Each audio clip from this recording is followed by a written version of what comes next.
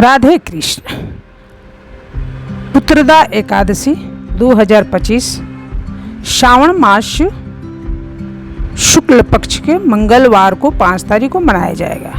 ये पुत्रदा एकादशी सभी पुत्र निसंतान व्यक्ति को करना चाहिए और बहुत फलदायी है और विष्णु भगवान की कृपा है। तो आप पुत्रदा एकादशी करिए और इसका कथा इस प्रकार है, कथा को जरूर सुनिए। एक समय की बात है, राजा सुकेतु नमान को कोई संतान नहीं थी, जिससे वे बहुत दुखी थे। उन्होंने कई उपाय किए लेकिन कोई सफलता नहीं मिली। एक दिन वे वन में घूमते हुए एक ऋषि के आश्रम में पहुंचे।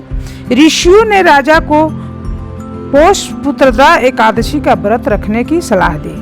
राजा ने ऋषि के बताए अनुसार अपनी पत्नी के साथ पुत्रदा एकादशी का व्रत रखा और भगवान विष्णु की विधिवत पूजा की।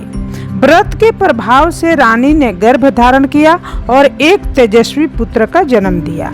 इस घटना के बाद से पुत्रदा एकादशी व्रत संतान की कामना करने वाले दंपतियों के लिए बहुत महत्वपूर्ण माना जाता है। पुत्रदा एकादशी का महत्व संतान प्राप्ति की कामना, यह व्रत संतान सुखी की प्राप्ति के लिए रखा जाता है। परिवार की खुशहाली, पुत्रदा एकादशी का व्रत परिवार में सुख शांति और समृद्धि लाता है। पापों को नाश, इस प्रकार व्रत के प्रभाव से जाने अनजाने में किए गए पापों को नाश होता है।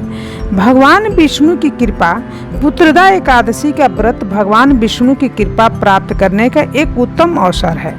यह व्रत विशेष रूप से उन लोगों को लिए महत्वपूर्ण है जो संतान प्राप्ति की कामना रखते हैं या अपने परिवार की खुशहाली चाहते हैं। तो इसलिए पुत्रदा एकादशी का व्रत संतान की कामना और परिवार की खुशहाली के लिए रखा जाता है।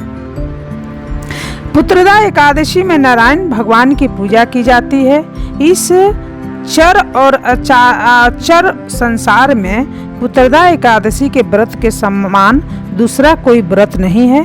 इसके पुण्य से मनुष्य तपस्वी, विद्वान और भगवत प्राप्ति कर सकता है। पुत्रदा एकादशी सभी को करना चाहिए और उस दिन अन्न ना खावे, प्रातः काल उठे और स्नान ध्यान करके पुत्रदा एकादशी का संकल्प ले और भगवान विष्णु का यथा संभव जाप करे और अपने अनुसार और जिसको